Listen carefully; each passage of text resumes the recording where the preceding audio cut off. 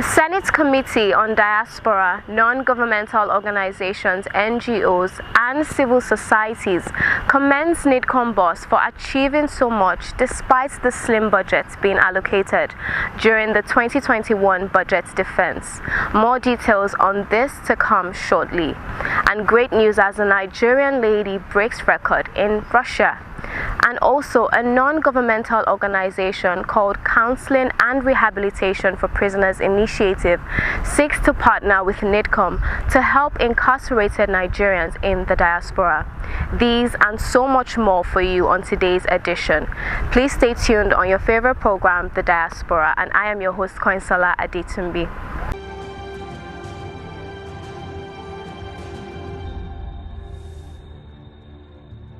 The Chairman CEO of the Nigerians in Diaspora Commission, Honorable Abike Dabiri Arewa, has presented the 2021 budget estimates and the 2020 budget review performance of the Commission to both chambers of the National Assembly, the Senate Committee on Diaspora, Non-Governmental Organizations, NGOs, and Civil Societies, and the House Committee on Diaspora Affairs, as it began its annual budget defense public hearing for ministries, departments, and agencies on Tuesday, the 10th of November, 2020. Please watch. With the little we have, we've been able to do all we can, and I think we followed whatever was in the budget appropriately, although still with a lot of challenges, which we'll move into.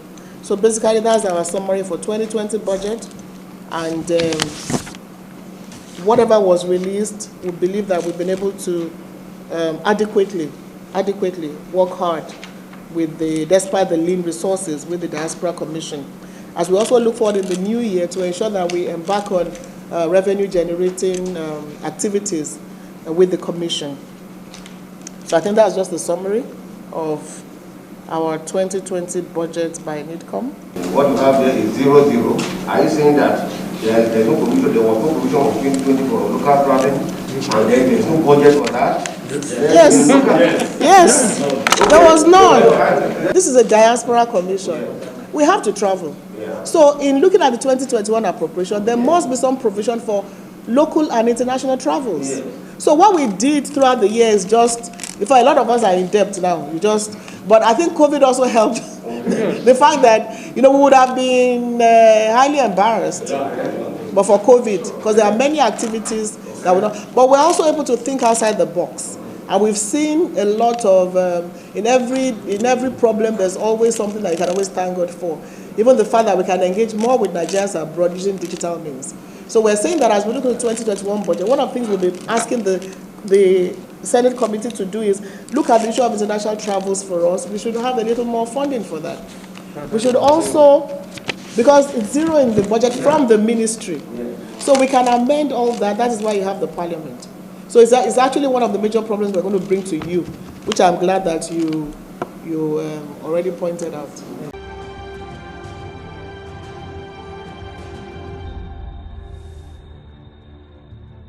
As we all know, the Diaspora Commission is a commission that's very, very important to our relationship between Nigerians here at home and Nigerians in diaspora. The commission previously was not independent, but in the past year became independent and had its first budget. So here today they're going to tell us how that budget experience has been for them, what value they've been able to add to the Nigerians in diaspora, what value they've been able to add to Nigeria as a nation for having a commission now. It's no longer news that NIDCOM is simply the latest child, if you like, on the block of our ministry, and one in whom we're very, very proud, I must say, because it hit the ground running. I believe not just the ministry, but the entire nation must have felt the impact of NIDCOM since its takeoff. If you look at item 2020-2101, local travel and transport training, it says 0-0. It's certainly not possible for an organization such as this not to be involved in local travel and training. If you also look at down the line, local travel and transport, so no others. International travel and transport training, it also says 0. International travel and transport others, 0. If you also look at water rate, no? Sewage charge. It also says 0, 0. Right? And printing of non-security documents, it also says 0, 0. All these 0, zeros, I mean, we can't understand some of them. But again, this is the problem with the envelope system. Another opportunity, I want to ask the amiable, friendly minister, why the delay in the ratification of the diaspora policy? The diaspora policy has been with us, I must say, for some time now. And you see, the thing is, when you present a memo to council, it's like you are going for a test, for an examination that you don't want to fail.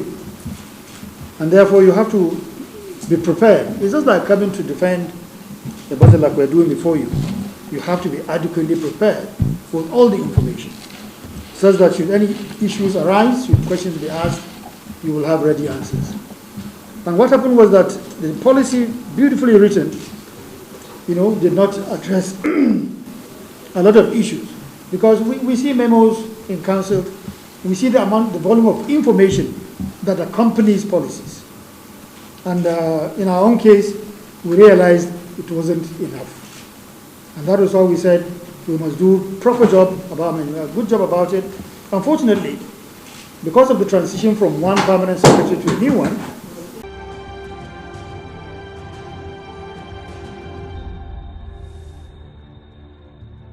a proper database of Nigerians incarcerated in prisons globally is critical to NIDCOM's efforts in effecting their release. Hence the collaboration with the Counseling and Rehabilitation of Prisoners Initiative, CAROPI. Enjoy the session. First, our vision is to see that justice is delivered and hope is restored and sustained for every Nigerian prisoner or detainee in the diaspora. So our focus is really on our people that have been incarcerated across the world in prisons, some for offenses they truly committed, some for truly unimaginable reasons. I've traveled a lot all over, I would say globally, on tourism. And during my traveling, I find out that there's a lot of things to do, and we cannot leave all this to the government. And we are hoping to work with your commission.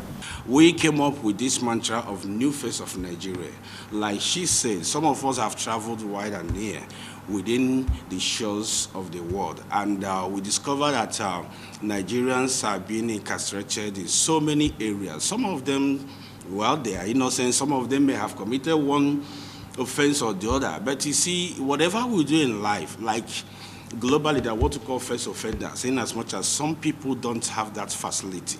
But we felt that it is necessary for us to come in as a team to help the government. Because when we talk about government, we are all members of the government. We are the government ourselves. So when an organization like this or commission like this has been established, we have a role to play our role as citizens of the country in order to know what we can do to make our own input. And that's why we thought it is necessary for us to approach the commission. With the assistance of the commission, we can achieve this thing together, because we are all Nigerians. Many Nigerians outside there are crying for help, but nobody is hearing them. And I know that we have commissions, we have embassies in some of these countries, and many of them don't even know what to do. They don't know where to start. They don't know how to go about it. And that is why we said, okay, we are here.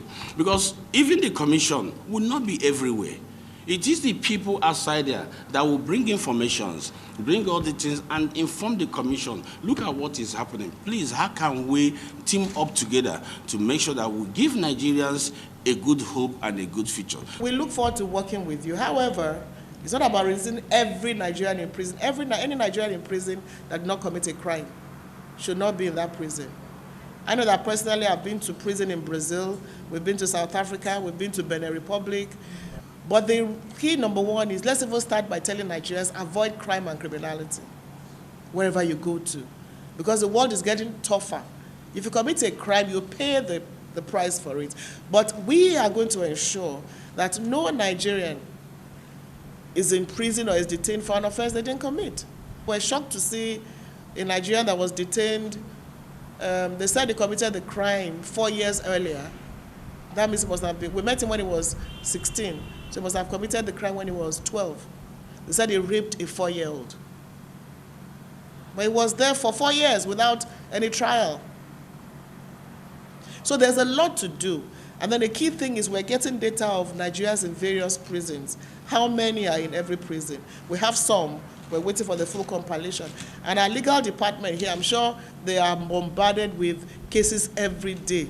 I think if we work together, we can. Even if it's one Nigerian, 2, 3, 10 that we save, would have achieved something. So I congratulate your NGO for putting this together and the role you want to play, how we're going to go about it.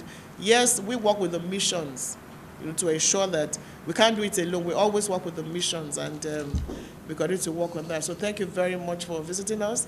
Well done. Such a great initiative. Let's go on a quick break. I'll be right back. Nigerians in Diaspora Commission, NIDCOM, in collaboration with the Nigeria Diaspora Summit Initiative, presents the 3rd Nigeria Diaspora Investment Summit, NDIS 2020. Date 20th to the 21st of November. Theme: Post-COVID-19 Economic Resurgence, targeting diaspora investment. Sectors: healthcare, education, agribusiness, creative, entertainment and sports, telecoms, ICT, fintech, real estate, manufacturing. Venue: virtual by Zoom. Potential investors and ample opportunities. For participation and sponsorship, visit www.ndis.gov.ng.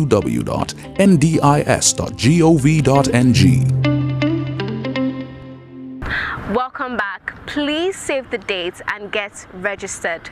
Nigerians of merit. I'll now leave you with an interview session with Miss Purity Gandu, a Nigerian medical student who chose to learn the Russian language and yet outperformed all her Russian counterparts in the class. She was celebrated as the first black person to obtain a first-class degree in medical sciences in the entire Russian Federation. Enjoy the conversation. Good day, Miss Purity. Can you give us a brief bio about yourself? Okay, I'm Purity Gandu from Kaduna State. I was born into a family of 4, 3 boys. I'm the only girl child.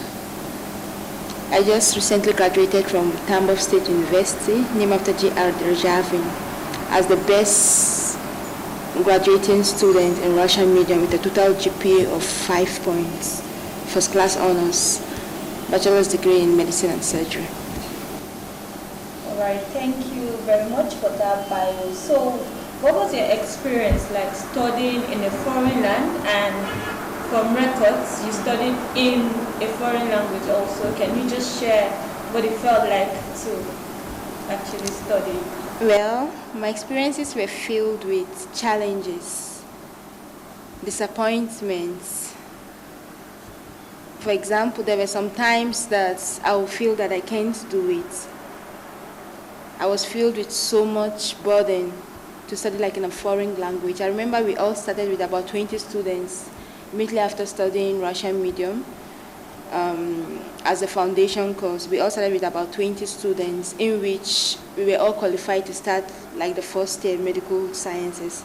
And when we started, the first lectures was like hell, because they all finished the lectures in a foreign language, and we didn't even understood that we were told to all go home because we were done. All the black students were all seated, and only for us to see like the Russians gathering their things to go, and not knowing that they all said everything, because it was really hard to the extent that we could not understand everything as a first lecture hall. And that was how about 50% of us, like a lot of students, just left and went to sign in for English language, because it was really so hard. Wow. So despite all these challenges, you were still able to outperform all the Russian counterparts. You must have put in so much work and everything. Would you like to share some of what you did to actually come out with those 9 colors? Yeah, what I can say is that my life was just filled up with hard work, perseverance. It was also filled with hope. Like, I had to endure so many things. I had to read, study hard, because I know that I have like a goal to pursue, and that goal must be fulfilled. I remember there were some times that I had to like keep late nights. There were times I had to study like 5 days in a row without even having 20 minutes of sleep, because I had like a lot of medical books to study, and in order for me to outstand them with flying colors, I have to put on much effort. For example, like studying English language will have not been much of a challenge, because this is like a language I understood very well. But Russian language is one of the hardest languages in the whole world. So for me to do well, that's getting like an A or B, I had to put in much effort, to the extent that I will keep late nights, I'll always study at the corridors, I'll sit in a table, and from morning till night, all studying, all because I had like a common goal to achieve, and which is like coming out with flying colors. So well for doing all that, and we are glad that you were able to actually. So how do you feel about the award you received as the first black person to obtain a first class in medical sciences in the whole of Russian Federation and in your Russian medium? The Russian medium, yeah. So how do you feel about the award? Well, I feel blessed and honored, because not everyone that studies come out with flying colors. Sometimes you find out that some people study, but still their efforts are not being seen.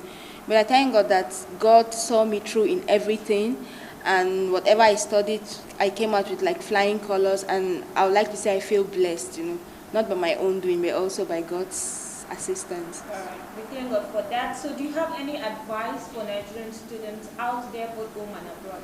Whatever you do, put your goals first. And once you put your goal first and persist on it, there's nothing you can achieve. And once you put in so much hard work, your reward will always be outstanding success.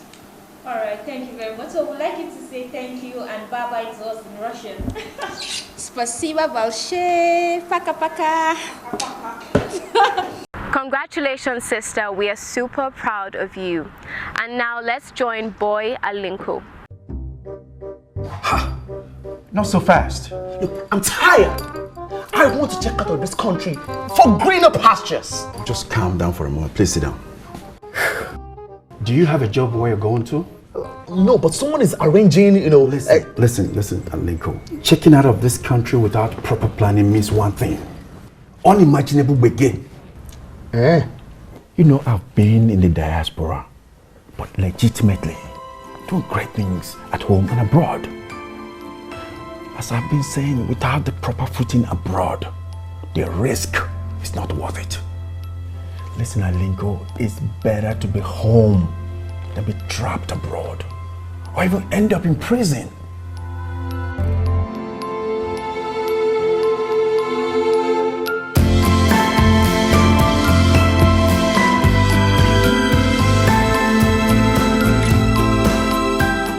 Welcome back.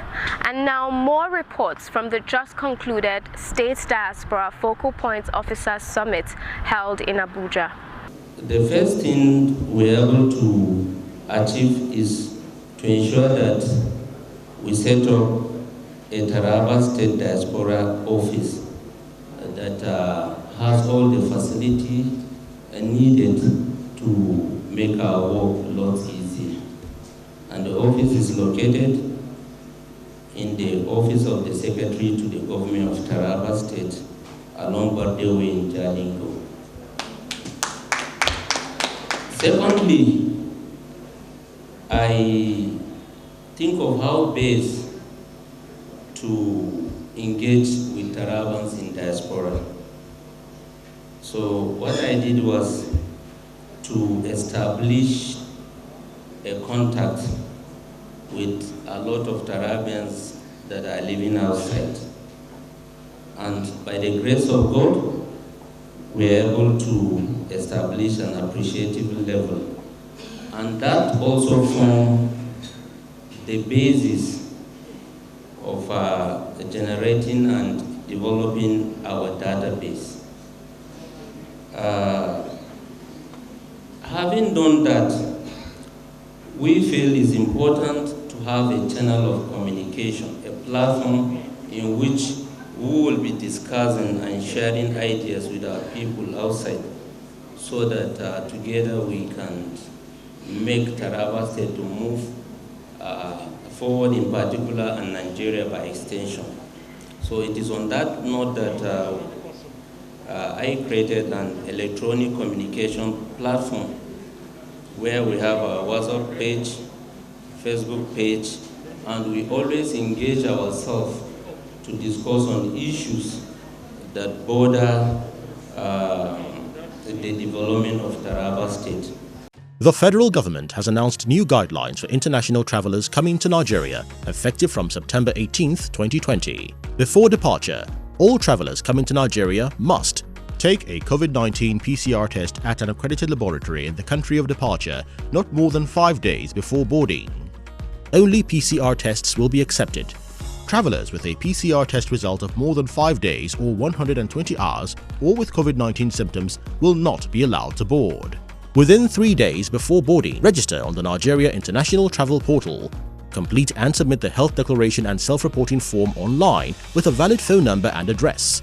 Update information on diplomats and children under age 10 separately. Next, upload the negative PCR test result on the portal. Choose a sample collection center and then book an appointment date where the mandatory self-isolation will be observed in Nigeria.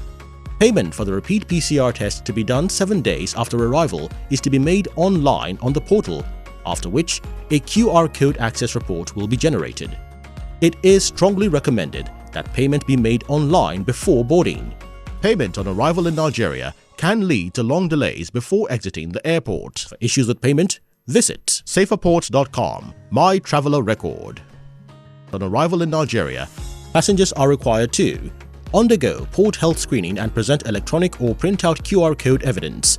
Travelers developing symptoms on arrival or during screening will be placed in institutional quarantine for appropriate care. From the airport, proceed to the 7-day mandatory self-isolation and avoid all physical interaction with others. During isolation, be available by telephone, as travelers will be monitored by public health officers and should check their emails and text messages regularly for updates from the selected laboratory for their repeat PCR tests. On day 7, have samples taken for the repeat PCR test at the selected sample collection center. Passengers are required to provide a valid means of identification. Travelers who test positive for COVID-19 will be managed based on national guidelines for treatment. Those who test negative after 7 days can end self-isolation. Be advised that those who fail to repeat the PCR test by day 14 may face suspension of their passports, inclusion on a travel no-fly list, or be denied international travel for 6 months. Get 24/7 support. Please take responsibility. This message is from the Presidential Task Force on COVID-19 in collaboration with CACOVID.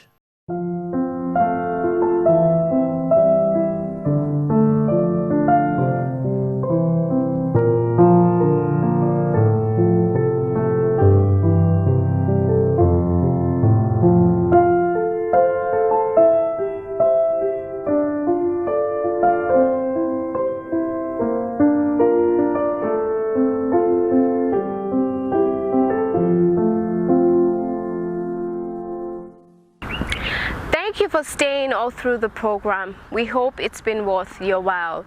And in case you have anything to share with us, please do not hesitate to do so, as we expect feedback on our show. Remember, you can reach us on all our social media platforms. On Facebook at Nigerians in Diaspora Commission, on Twitter at NIDCOM_gov, on our Instagram page at NIDCOM_gov, on our YouTube page at NIDCOM_gov, and on our website at www.nidcom.gov.ng. You can also join us on DSTV at NTA Network on Friday at 10:30 a.m., on NTA International on Tuesday at 6 a.m. and 10:05 p.m., on NTA News 24 on Friday at 2:30 p.m., and on Sunday at 10:30 a.m. You can also join us on WAP TV on Thursdays at 9 a.m. and on WTV on Wednesdays and Sundays at 8 p.m. You can also join us on Ben TV London at 4:30 p.m. on Saturday. I remain your host, Koinsola Adetumbi. See you next time.